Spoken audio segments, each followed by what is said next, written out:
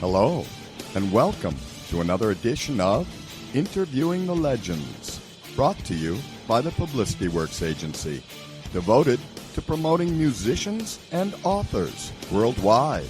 Call us today at 941-877-1552 to start your free publicity evaluation.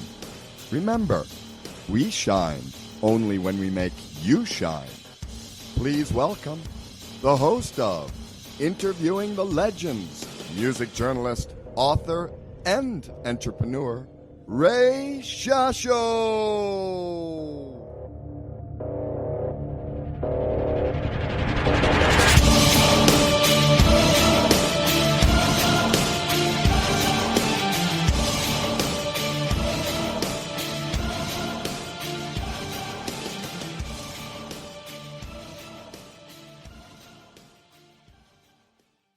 Hello once again, everyone. I'm your host, Ray Shasho, and welcome to another edition of Interviewing the Legends on BBS Radio, brought to you by the Publicity Works Agency. Call us today at 941-877-1552 or email us at publicityworksagency.com. Remember, we shine only when we make you shine. Tony Brock is one of the world's most explosive and technically brilliant drummers. As a pro drummer since the age of 15, Tony's playing credits feature a who's who of world-class musicians. In addition to being a founding member of the Babies, Tony has toured and or recorded with Rod Stewart during Rod's heyday, Elton John, Jimmy Barnes, Jeff Beck, Bernie Taupin's Farm Dogs, and Roy Orbison, to name but a few. He has worked with such luminary producers such as Don Gehman, Ron Nevison, Keith Olson, the great Greg Lake, and Jimmy Iovine. Tony's production credits include Jimmy Barnes, Keith Urban, and soundtracks from TV shows like Baywatch, Flipper, to movies Just One of the Guys. Remixing credits include 311, Korn and Ryan Down in partnership with Paula Jones. Tony produced the latest Babies album. I'll have some of that, which was an incredible album. Gave it 5 stars. And he did that in a studio, Silver Dream Studio, which is also where the band's first video was shot.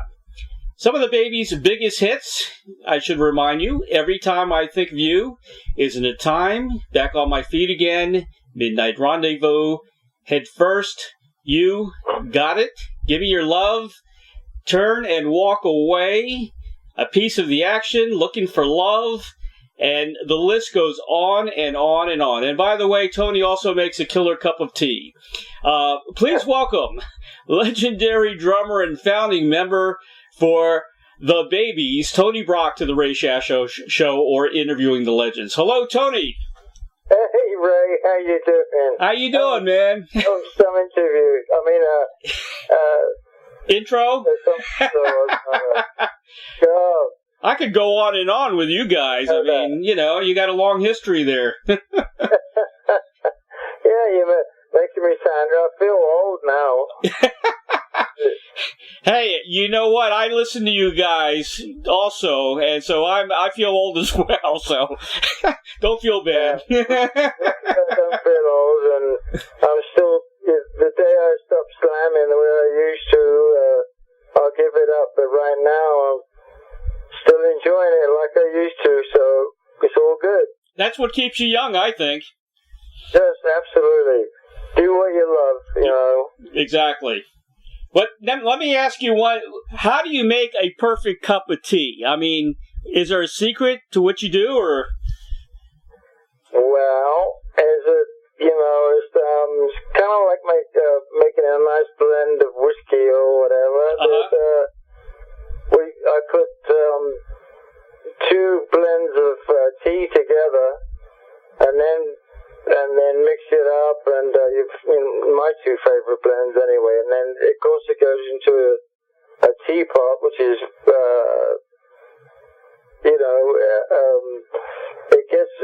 the more you use it, the better it tastes. Right. And that's basically it. But it's the teapot, and then we strain it afterwards, and it's a process, but gotta have your cup of tea. Well, now, what do you put in it? Do you use sugar and do you use milk? What else? Oh, milk. Yeah, milk, right? Milk, sugar. Yeah, milk is the English way, isn't it? Oh yeah, absolutely. Yeah, no, I have actually gotten into the American one. I do have a glass of iced tea, but we're not fans of ice cubes, so yeah. but living in Atlanta here, I think I'm getting used to ice cubes really quick. You basically have to because the climate's so warm. It's hard. It's hard to drink hot tea in the summertime. Yeah, unbelievable. Yeah. You know, the humidity is outrageous, but it's all good. It's all good. I wanted to ask you. Your anthology album was incredible, and isn't there an anthology too that was in the works or something? Yes, we've just finished it, and it's basically going to be released in end of January, beginning of February is the scheduled release date. Right.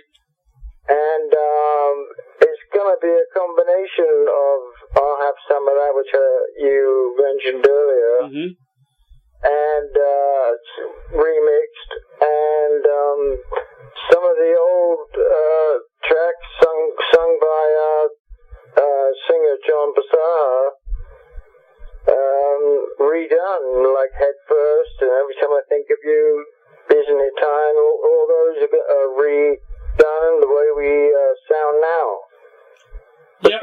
Which is not much difference because I didn't want it to be different in terms of the way the babies sounded and aggression, beautiful melodies and just good workmanship.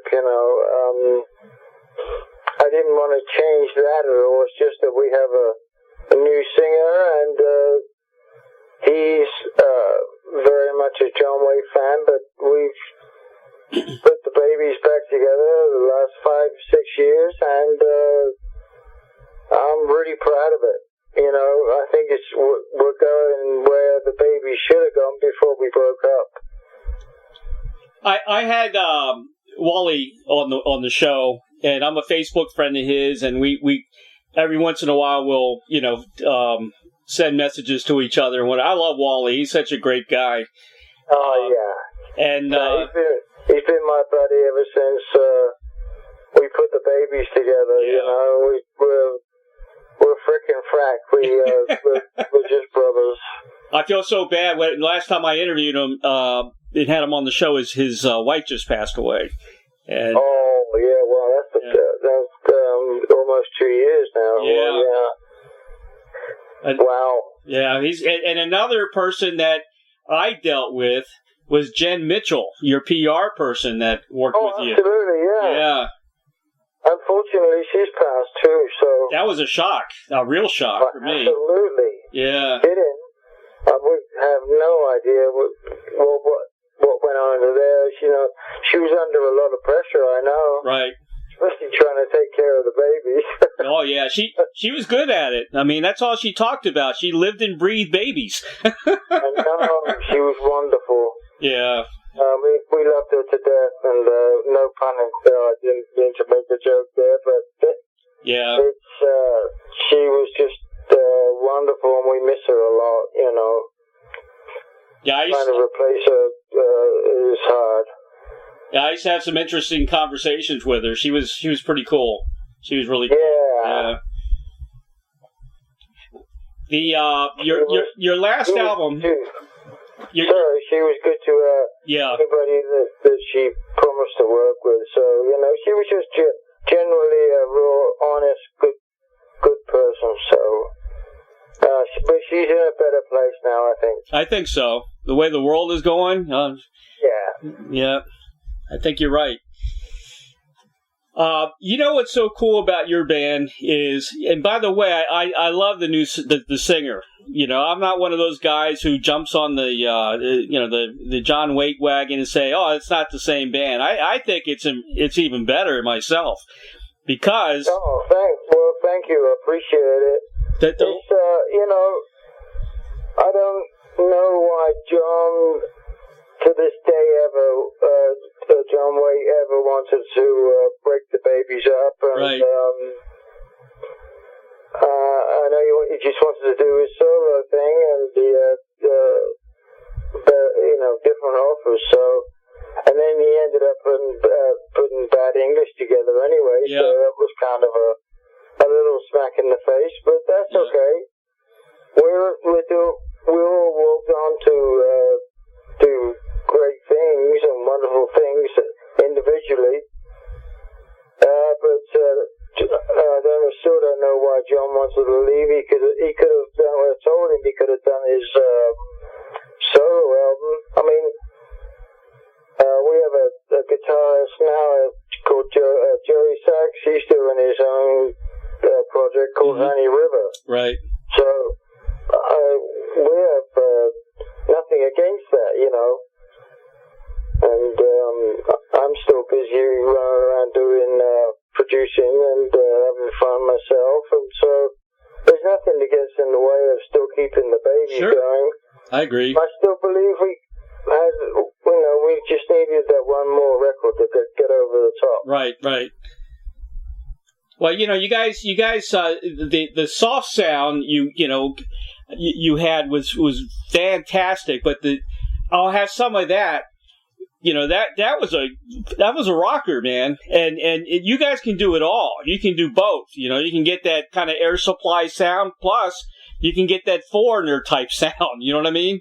And and well, lucky enough, Wally and I grew up in London. Where especially myself, I was playing the Marquee Club and supporting in my bands when Greg Lake was producing me. Right. We were lucky enough to play the Marquee Club, and we'd support Led Zeppelin and the Who and Bad Company. Yeah. And it was just fantastic days, and so we grew up all around that beautiful soulful music, and that English backbeat that us English drummers like to do. That's where we get hired a lot. I think we have a different groove than American drummers. Right. And it's just because of the upbringing and what we listen to, and there's no fault either way. It's just what do you prefer. Exactly. But we were lucky enough to have many stories with John Bonham and Keith Moon, and we had fun times together. But anyway, that's basically was our upbringing, and so we brought that into the babies, and that's where the Bad Company sound comes from Wally, and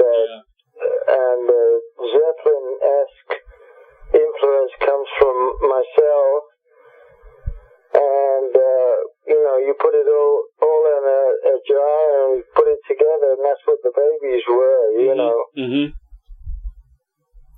So we've had the best of both worlds, and I was lucky enough to have my studio, and we recorded. I'll have some of that, and we only had a month to actually write it, record it, and arrange it, record it, and let me produce it, and mix it and master it all in 1 month. Wow. So it was. I would have liked another month to give it a once over, which we did now, which I guess we'll talk about a little bit. And, sure. A little later. Well, you're good at it, man. You're good at producing. That album, I really enjoyed that album a lot. I think it's one of the best albums the Babies ever put out. Honestly, Really? Yeah. How much do I owe you? I'll give you my PayPal account later. There's no fluff on the album. Well, thank you for that. Yeah. That makes me feel really good because I'm very proud of it. And like I said, we would have loved some more time, but we were rushed, and there were some wonderful things came out of it, and it's all good, you know. Plus, we used Joey Sykes. Right. On there, and John Passaha, which is our new singer, and Joey Sykes wrote If I See You There, and, you know, the Isn't It Time sort of ballads that we were known for. But they still have a rock and roll edge. They're not soppy songs. Right. They have character and soul, you know. So I've kept that at least in an adventure to keep the babies going. You know, you say you were kind of rushed. I think the best music comes that way. You know, sometimes you overproduce things and you're not happy with it. You keep doing it over and over again, and you don't get the same sound. You know, I that's why to me it turned out great. Yeah. Well, funny enough. Some, like 3 or 4 of those tracks were from bits and pieces that Wally and I had written. Right. And Wally and I were writing when we got the news, really, when John Waite said he was not going to do the babies anymore. I mean, after he hurt his leg on stage. Right. Wally and I went in my little studio in England, and we were writing songs, and Wally turns up with tapes that we recorded then, you know, when there was a cassette tape, you know, where I couldn't find a cassette player for days to play them. But we found little gems and goodies in there, so some of that is still from that day. Are there still more recordings out there from around that time somewhere? There's bits and pieces, but not finished or enough done to put out there, you know. Right. Everybody, I don't know where these bootlegs come from. It's unbelievable how they get hold of them and just destroy the sound of the babies, and they have songs that I don't remember. Yeah, that's great. That's crazy. Yeah. You were in a few bands. You were in Spontaneous Combustion, which was kind of a psychedelia band. As a matter of fact, that band is still on YouTube. You can still hear some of the music from that. That's the band that Greg Lake produced, right? Yes, correct. Yeah. That was when that was one of my first major bands. Mm-hmm. Greg grew up down the road from me, and really, he heard us and just wanted to produce it, mm-hmm. and of course, coming with that, Greg was in King Crimson then, right. And so I was lucky enough to go up with Greg and go and watch King Crimson record. And the Schizoid Man and all those sort of tracks of man, I'll never forget those days. And then we went on the road with Emerson, Lake and Palmer for over a year, and that's where I sort of got myself together. As far as Carl Palmer used to not insist, but he would get me to want to learn to not write music, but read music. Right. And it did. It paid off, you know. He said you'll never get much further if you don't read. And he was right. And he's what got me going, learning to read. And Greg Lake was wonderful, but, you know, it was some wonderful days. Yeah. A lot of drinking and a lot of good times, but, you know. That's what made them fun. It was great to do that, and so Greg has moved on, obviously, and that's a damn shame. And Carl's the only one left. I know.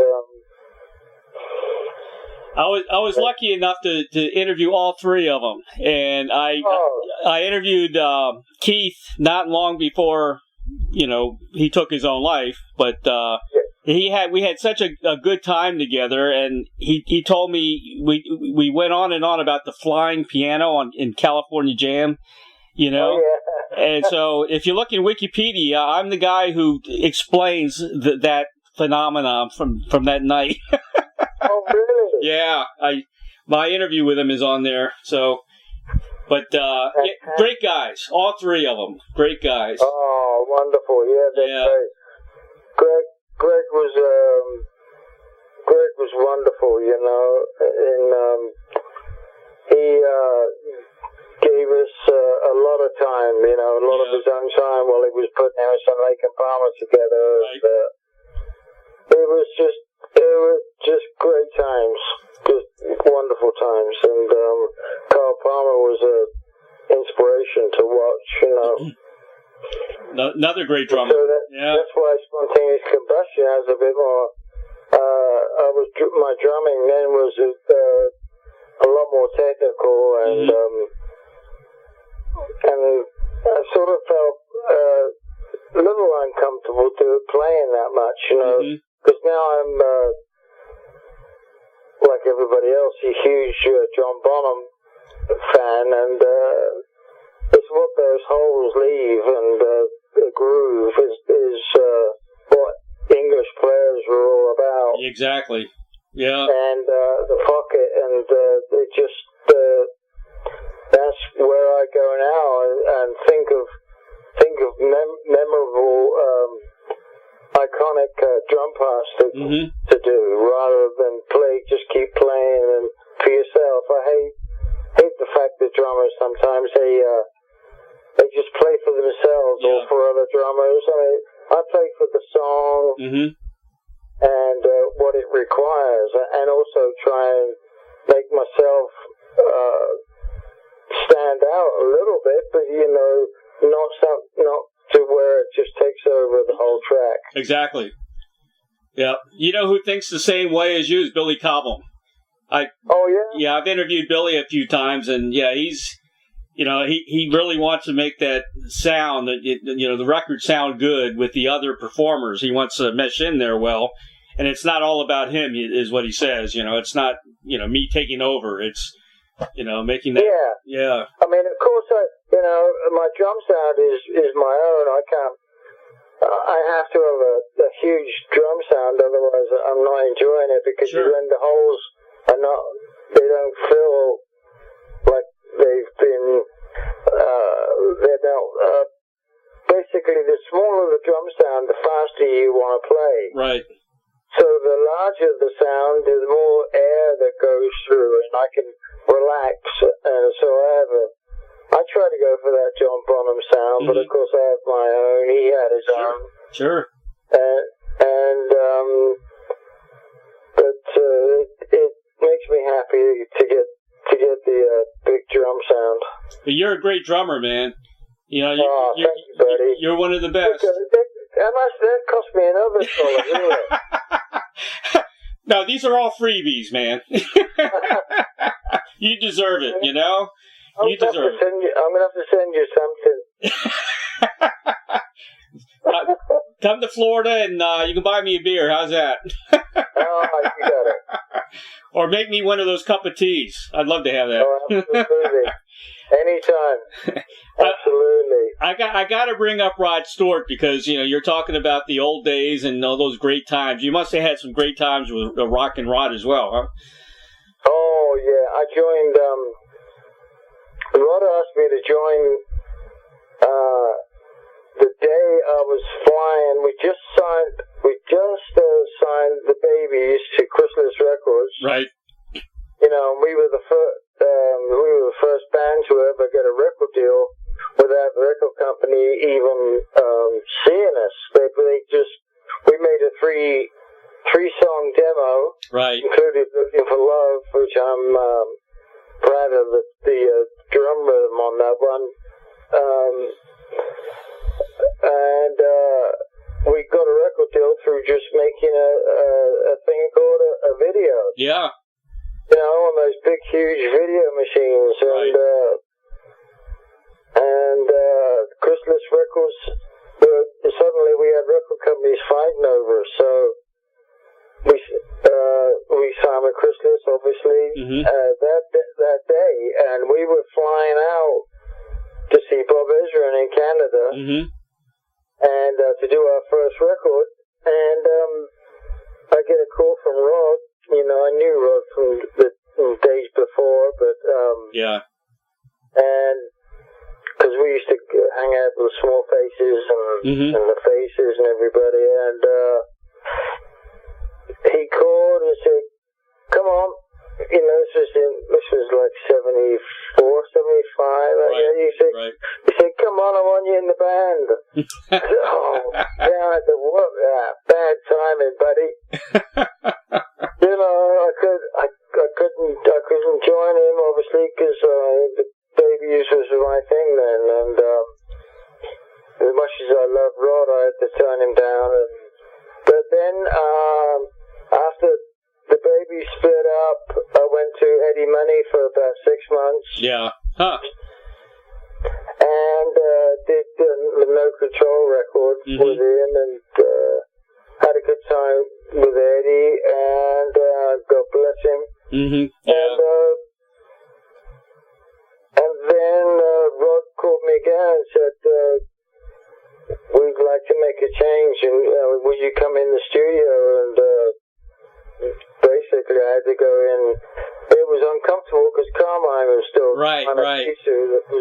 He was still there. Yeah. They didn't want him to co-produce or be part of the record anymore. And so I had to redo all the tracks, and because they weren't happy with it. And I don't know. I just slotted in somehow, and Carmine we're still best friends. And he's a good guy too. I know Carmine. You know, he was really nice about it. Yeah. And it was something I really wanted to do, and I think he was ready to move on anyway. Right. I don't think he was getting treated right, and so anyway, I ended up doing the Tonight I'm Yours record, and stayed with Rod for almost 12 years, and I mean, the stories are unbelievable from that band, with the Sex Police that we had. And yeah, what's that all about? We had, I mean, it was very silly, it's very, very childish, but it was, we were, young at heart, and we would have our own suits and everything, and we had sergeants, and the main man was the Gruppenführer, and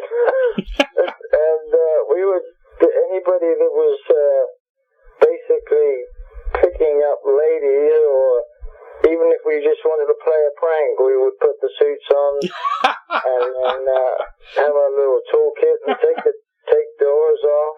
That's funny. Get keys, take the doors off, and completely take the whole room out and put it in the bathroom. And then, of course, the last thing you do is you put the mattress in the bathroom, and then there's no way you can open that door. That's funny. And then we'd even vacuum up after ourselves. Hey, that's rock and roll, man. Oh, yeah. One day we even tried sticking everything to the ceiling with super glue. And we did manage. We even got the telephone up there. Really? Yeah. That's great. Yeah, that was a good one, but that was in South Africa when everything was wicker. Yeah. So pretty light furniture. Oh, yeah. Oh, yeah. We did very stupid pranks like that, and put people's luggage outside the window, and on a rope. If you've ever tried to pull your luggage up on a rope, it's almost impossible. Right. You have to get 2 or 3 guys down. Exactly. Yeah. So that's a naughty trick. Anyway, there's many of those.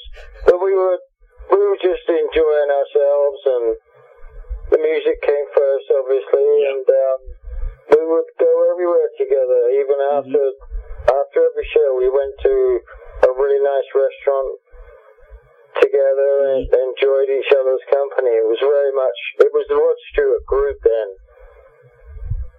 That's right. Yep. And when we had Jim Cregan and Kevin Savagar, and everybody that was part of the real band, and not like it. Now it's a little Vegas for me, and that's pretty much one of the reasons why I left. But it was still one of the greatest times of my life with Rod. He's a good man, very funny. Yeah. There's a picture of Carmine. I asked him about this. Him, Rod Stewart, and he was friends with Telly Savalas, Kojak. And they all had girls, and it looked like they were out on the town. And, the stories you guys have are incredible, Oh, I know. It's almost impossible. Sometimes I tell a story that, no, you couldn't have done it. I'm telling you the truth. I don't know how we got you. There's no way you could get away with what we did. No, impossible. No. Yeah. No, we'd have been locked up right That's away. right. Oh, yeah, definitely. You know what? How about the one where Rod Stewart was doing an interview and let a bunch of animals out or something like that? Yeah, he was in there with Dick Clark and in his suite, and we managed to get some chickens and roosters and anything we could find, and we brought them up through the kitchen, in cages. That's funny. And we could hear him doing the interview in there, and so we burst open the doors and let the chickens and everything that could fly or move, rabbits, whatever we could find. And they were jumping on the sofa like 2 little girls. They were, and there was poop and feathers flying everywhere. Oh, yeah. Oh, my God. And it's the funniest thing I've ever seen, That's great. Yeah. Dick Clark, of course, ended up appreciating it, but at first he was not pleased. Unfortunately, we don't have guys like Dick Clark anymore, Those are the guys. Those are the guys that got the musicians in the spotlight. Him, Don Kirshner, guys like that. It's yeah. We were lucky enough to do those shows. Right. Don Kirshner and Dick Clark and Midnight Special. Yep. You name it. We did it when the Babies first came over. We managed to grab the end of all those shows. And that's what got us off the ground. Christus really did a good job with the Babies at that point. And of course, then when I joined Rod, we did Saturday Night Live. That was my first thing I ever did with Rod live. Wow, I didn't know that. Huh? Yeah. Wow. And it was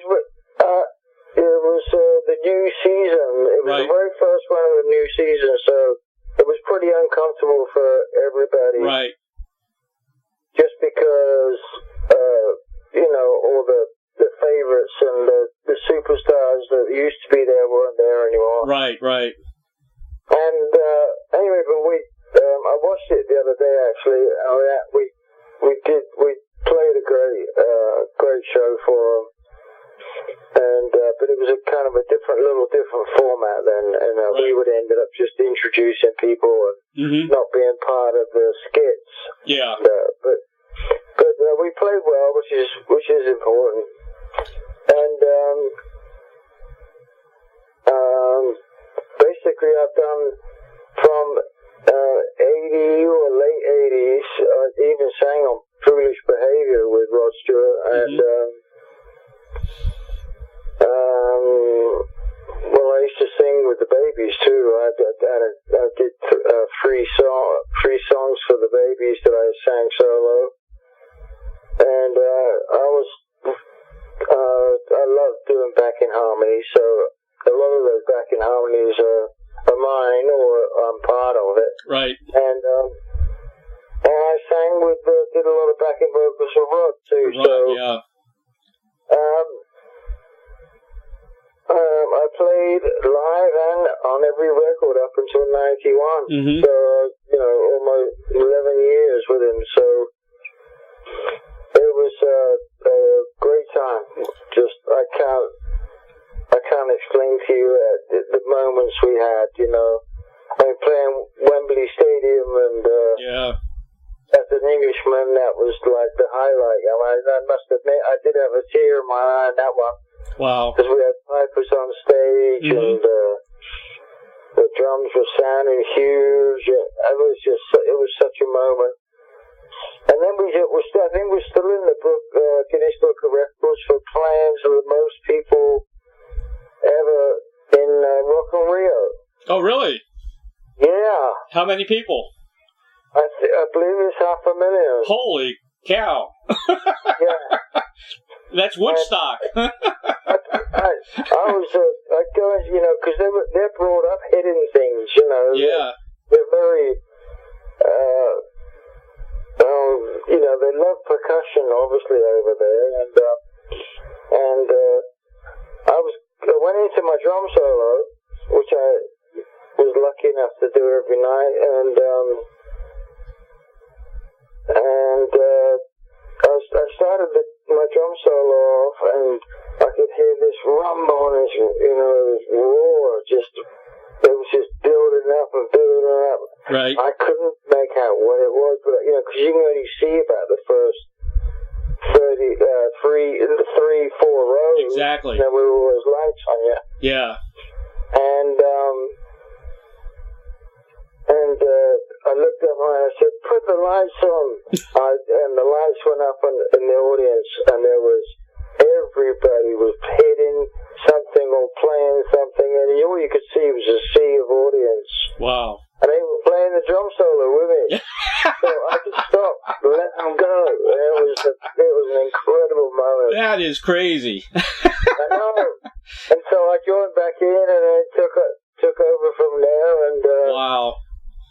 Finished the drum solo, and Rod got me out. Did a little bow, and that was That's incredible.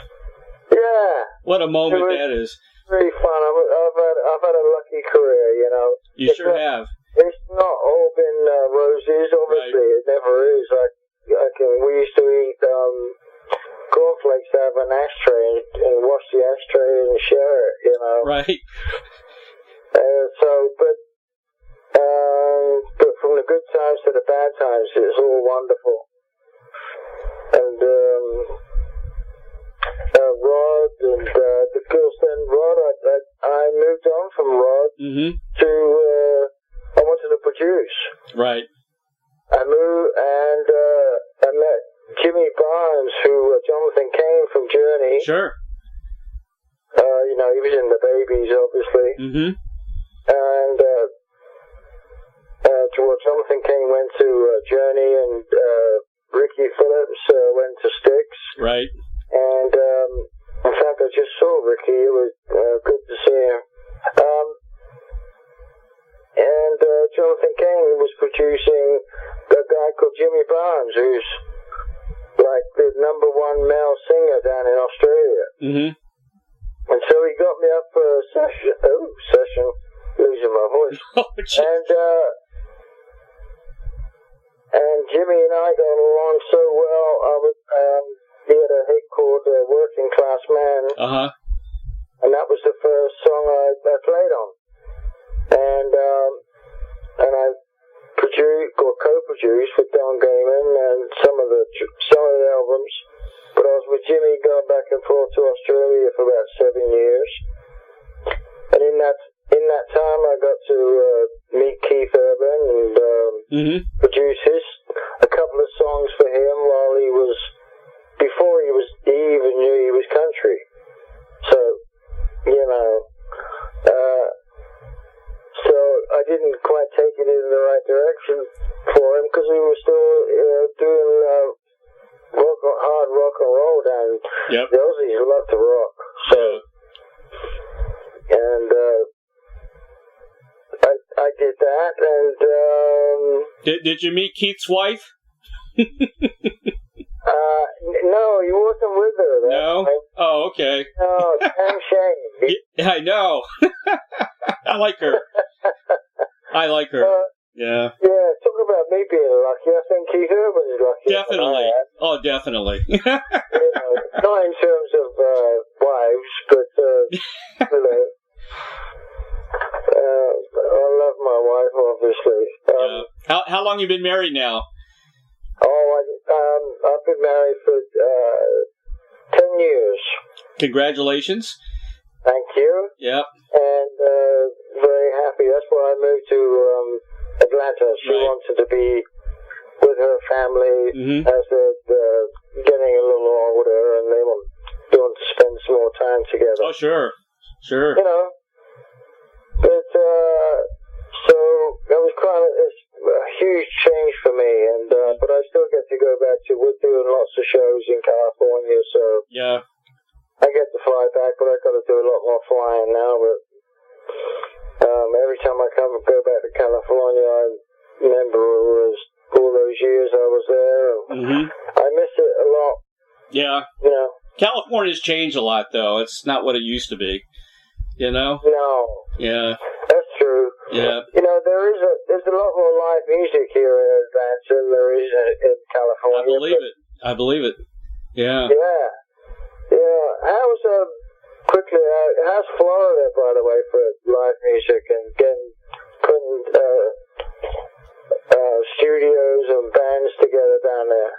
It's okay. We got some good local bands here, but I came from D.C. when I came here, so it's nothing like D.C. was. D.C.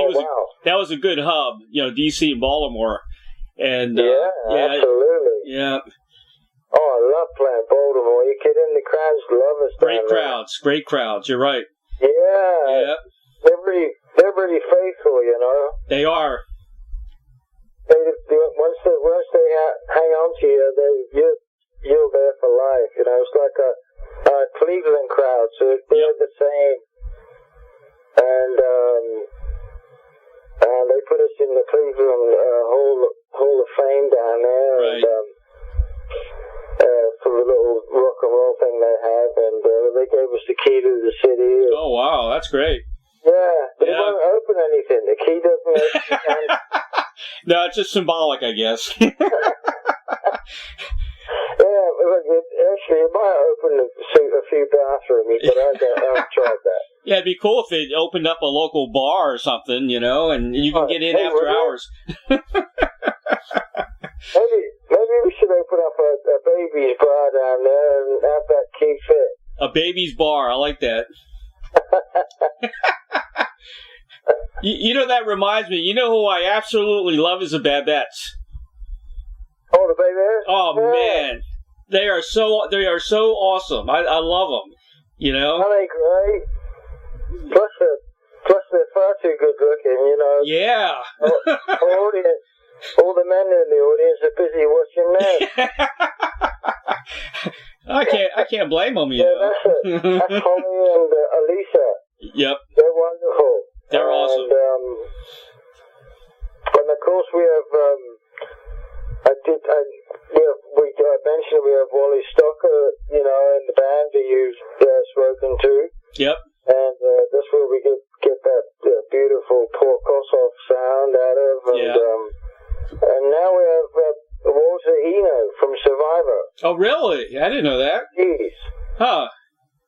Yeah, and he's just great. He can play guitar, but he does most of the keyboard work, and he's got a great voice. So our harmonies and everything, we're back to how the Babies used to sound. What? So between John Masaha, Joey Sykes, Yep. and Baywatch, Wally Stocker, and Walter Eno, we're having a good time, you know. It's a great band. What's next? Are you guys gonna work on another album, or are you working on one, or? We're always writing. We never stop. Yeah. It's just creative all the time, you know. Wally and I are really just like I said, we're like brothers. Right. And Wally might start a little riff, or I'll start a little groove, and just that bud of a groove or a riff is enough to all we need to put a song together. Of course, the best songs are written in 5 minutes. Mm-hmm. Yeah, that's right. You know, and just like Maggie May was. I think Rod Stewart wrote the lyrics to the Maggie May on the back of a cigarette packet. So. How about that? That is amazing. So, what do I do after that? Well, I was still producing, you know, obviously, and I've been doing several remixes, and I'm now considering rebuilding a new studio in Atlanta, because I had to let mine go in LA. Oh, really? I miss it terribly. So. Yeah. And but we are releasing the second anthology album. Yeah, we're looking forward to that. Yeah, that's going to be February. Good. By the looks of it. And we've just done all the pictures for it. The artwork's pretty much done. John, our singer, is really good at that sort of thing, and he helped Jen, who we talked about earlier, put it together, and it's one of the most interesting album covers I've ever seen. Really? Yeah. Inside of it, you can see if you get a magnifying glass, you can see pictures of us. Oh, cool. Inside of it. And it's a clock, you know. Uh-huh. And all the workings of a clock, but inside is pictures of us, and that's why we're calling it Timeless. Timeless, yeah, that's great. And so we're looking forward to that coming out. They just got all remixed, and that's a collage of. I'll have some of that and being remixed, and Tony V did most of the remixing on that. Right. Tony, are you up for a world tour? I mean, a big one. Oh yeah. Really? Yeah. Well, have you got one? Yeah, I'll put it together. Yeah. No, we're actually next year is looking really good, great for us. Good. It's probably the best year that we to look forward to. We've got a cruise, one of the rock and roll cruises, which right. I've never been on a cruise in my life. Those are fun. We're going on a rock and roll cruise, which is in February, and but unfortunately, that's leaving for Florida, so I might come and knock on your front door. There you go. Probably leaving from either Fort Lauderdale or Tampa, right? Somewhere. Yeah, I think it's Tampa. Oh, good. And, yeah. Of course, it's going around the Bahamas, but I don't know how the Bahamas is going to... I know. Yeah. You know? I check on that. Yeah. It was such an unfortunate disaster there. I'm not sure if that's going to be viable to go, or we haven't heard of any them not doing it. I mean, it's still a cruise where it won't be just the Bahamas, but right. Bahamas was a big part of it. I think Nassau's okay. Yeah. Paradise Island and Nassau. I think that you're fine there. Oh, okay, good. Yeah. Yeah, because we were looking forward to that. And then from there on, when we come back, we've just got gigs after gigs coming in, and that's great. Really nice festivals, and so it's looking really strong. So good. I'm praying that the album's going to do well, and we'll have a great year, you know. Well, I think you guys have a lot of loyal fans, you know, so... We do. Yeah. You know, finally we're proving ourselves that we are. I mean, we have two originals in the band, unlike bands like Foreigner. You know, I'm not knocking Foreigner because they can still do huge gigs. We're still doing huge gigs, but it's been a long time getting back up there, and that's because of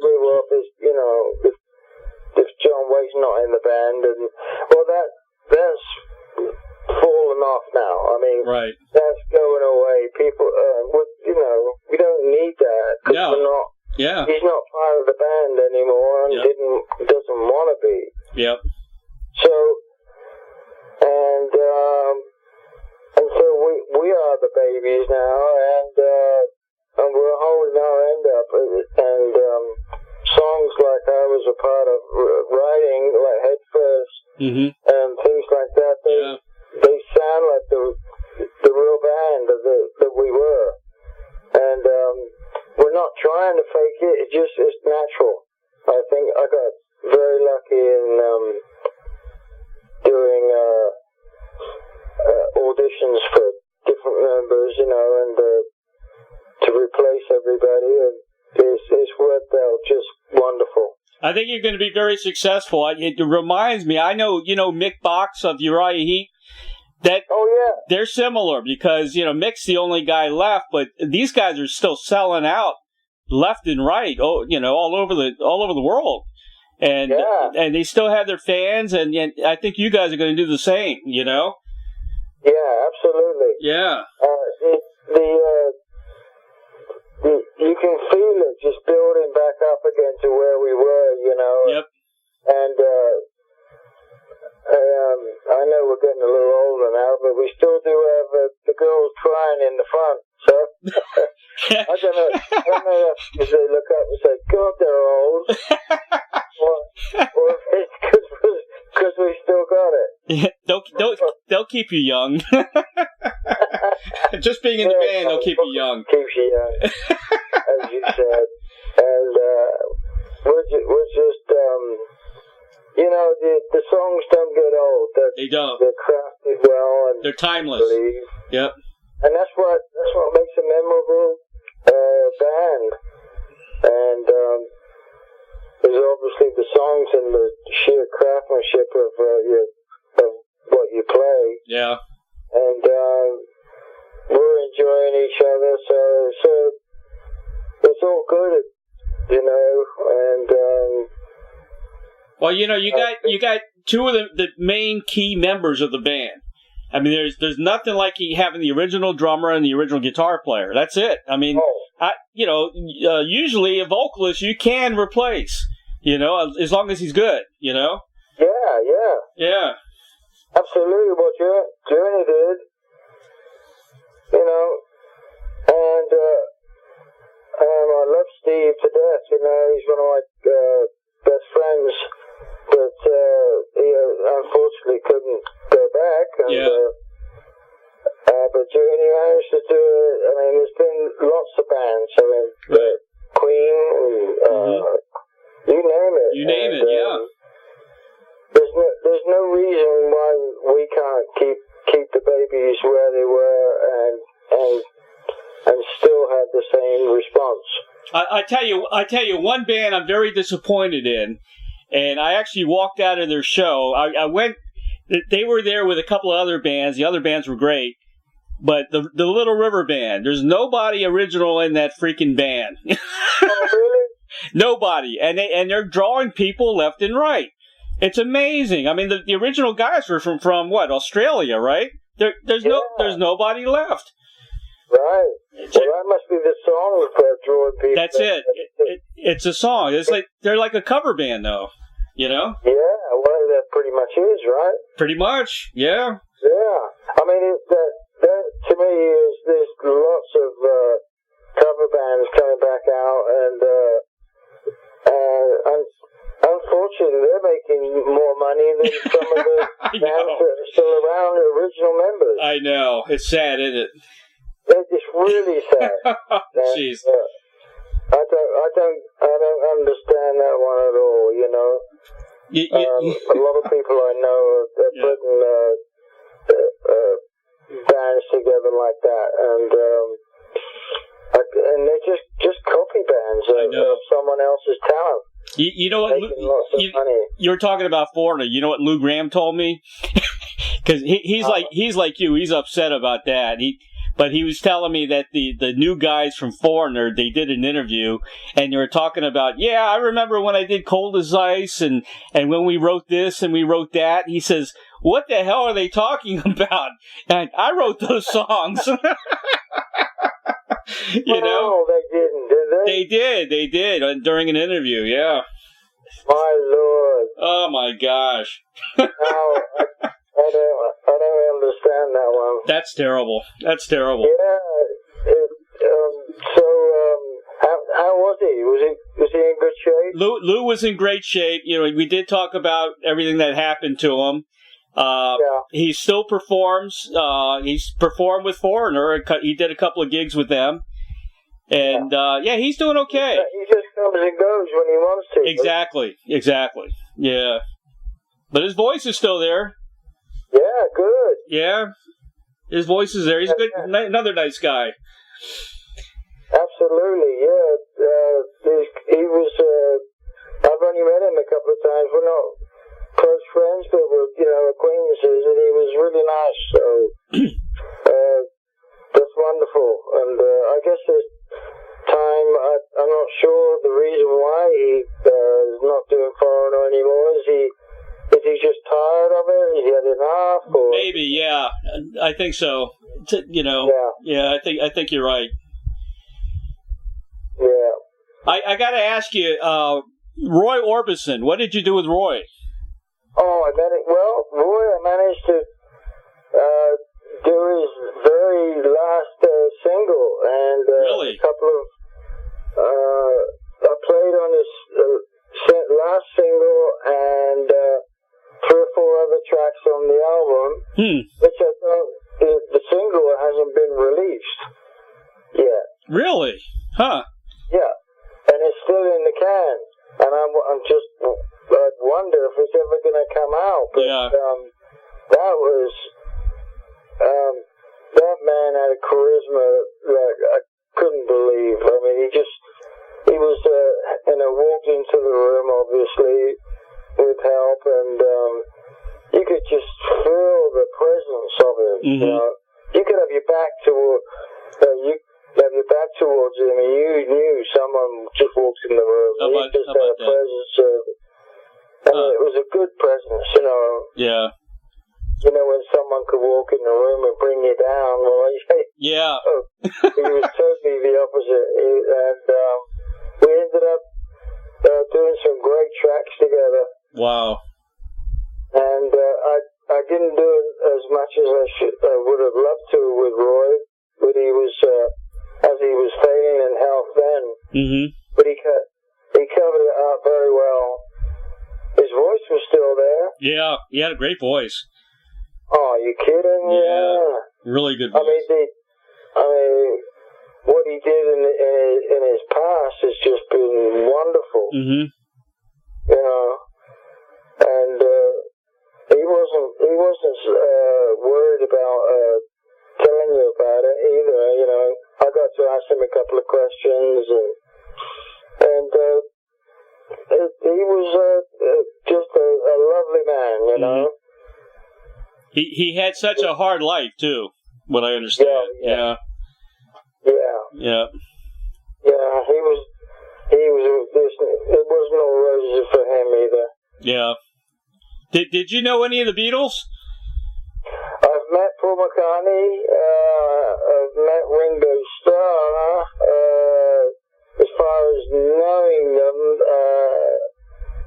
not really, no. I mean, again, acquaintances, but like I said, I knew John Bonham and Keith Moon, who played a very nice prank on me one night. Did you drink with Keith Moon? I did. Oh, jeez. And you're still alive? Jeez. Yeah, he, in fact, the first night I met him, we got on really well, and we got split up. I ended up down one of the famous clubs in London, mm-hmm. and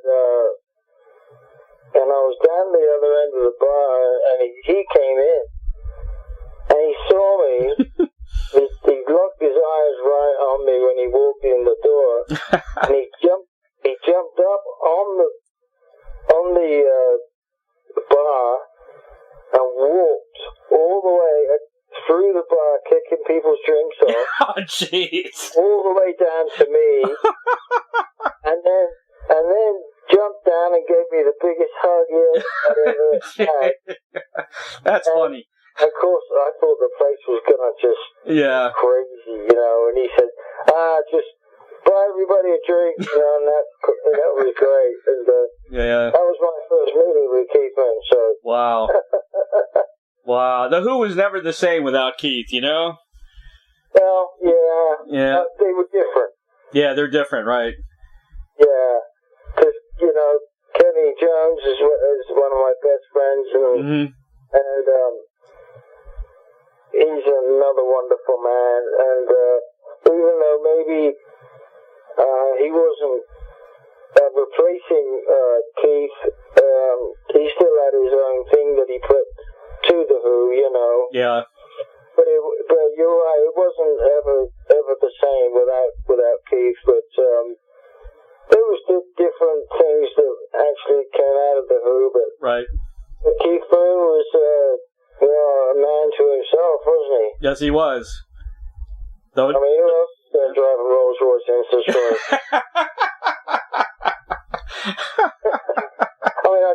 I don't think I want to do that yet.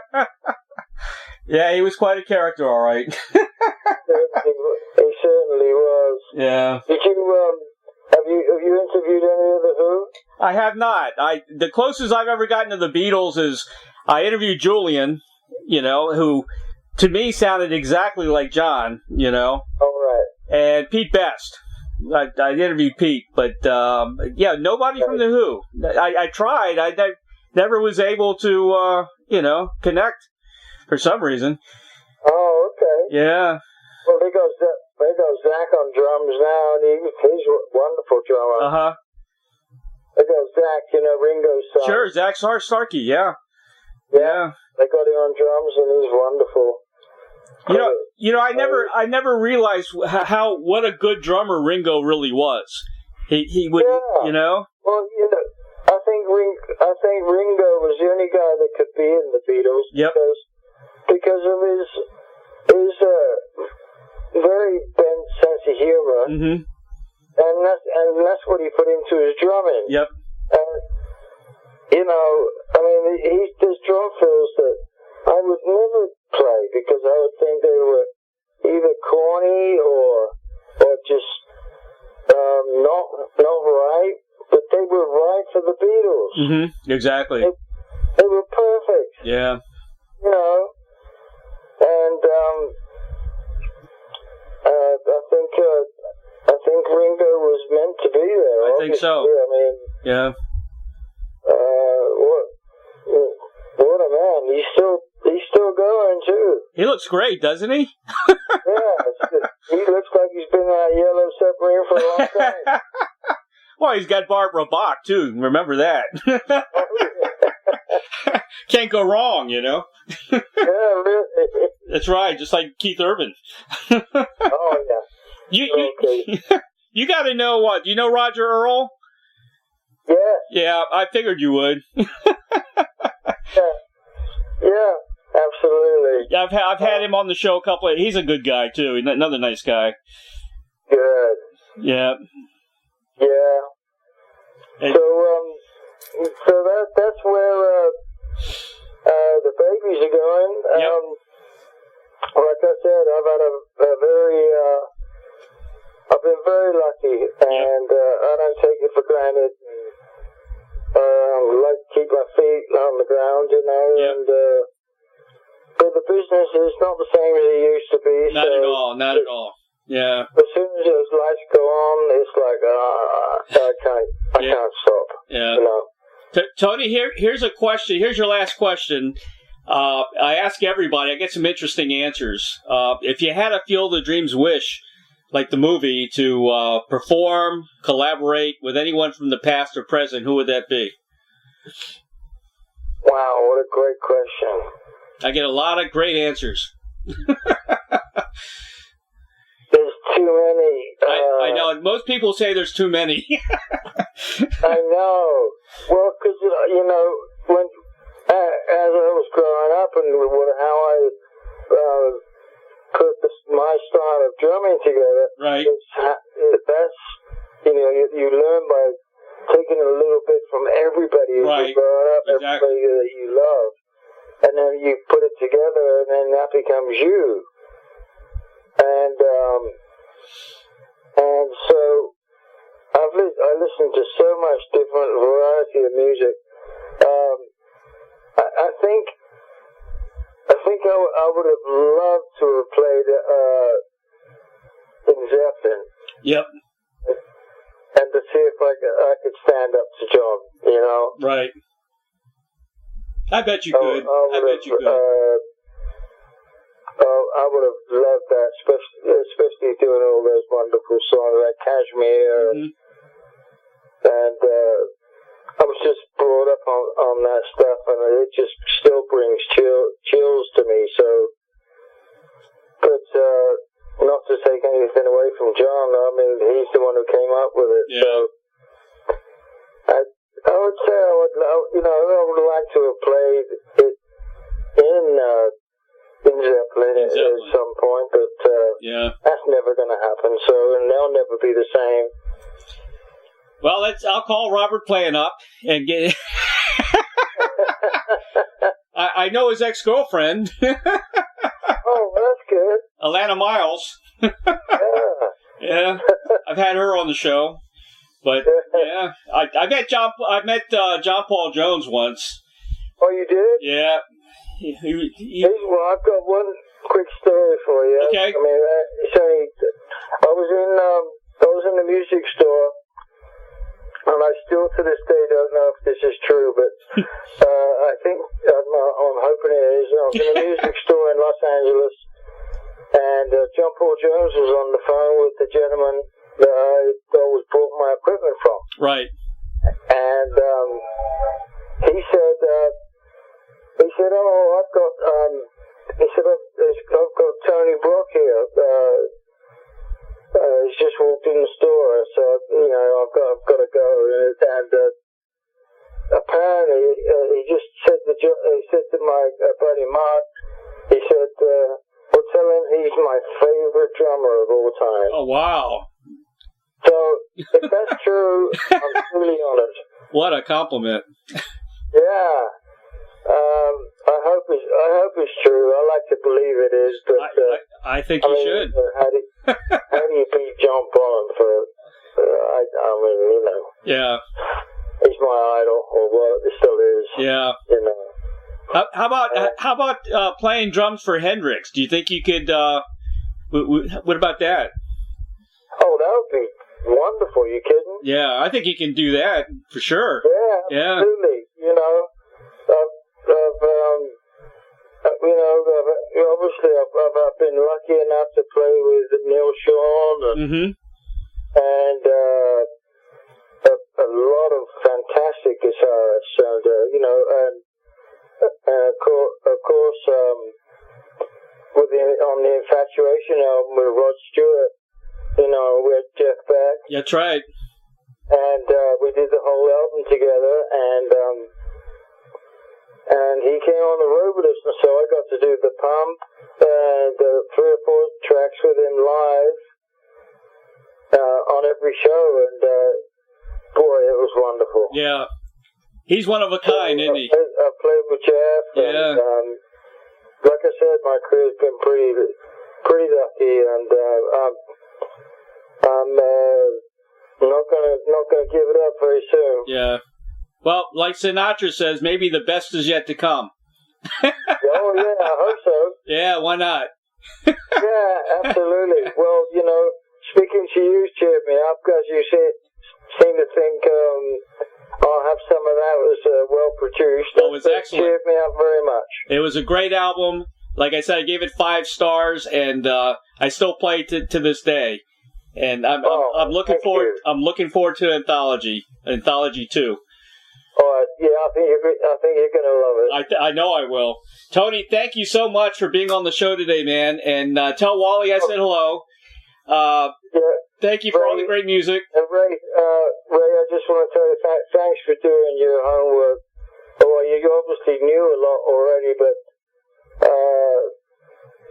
being asked some really great questions, and it was an honor to speak to you. So I really appreciate you doing it for us. Well, now you made my day. No, I really mean it. I appreciate it.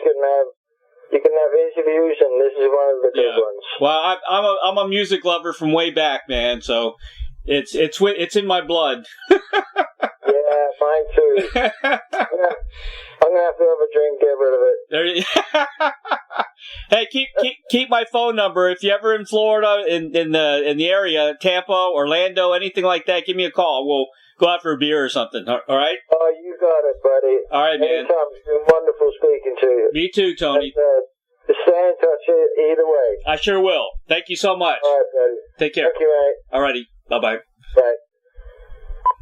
Purchase the Baby's most recent release entitled I'll Have Some of That. 5 stars. Fantastic album at Amazon.com.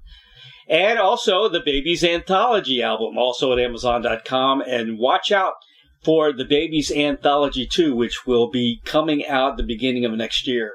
For more information about Tony Brock and the Babies, visit www.thebabiesofficial.com and www.facebook.com/thebabiesofficial.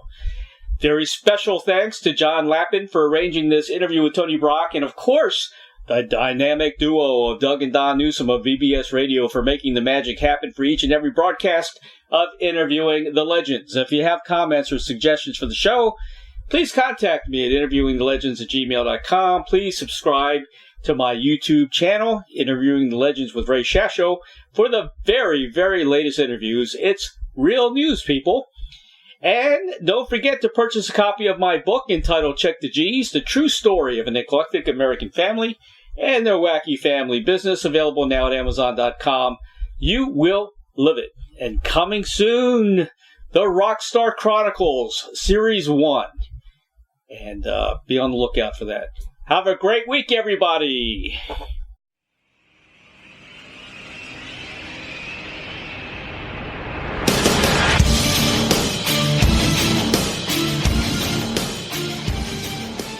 Thank you, everybody, for listening to Interviewing the Legends. Brought to you by the Publicity Works Agency. Call 941-877-1552 or visit us at publicityworksagency.com, specializing in author and music artist publicity plans. We shine when we make you shine.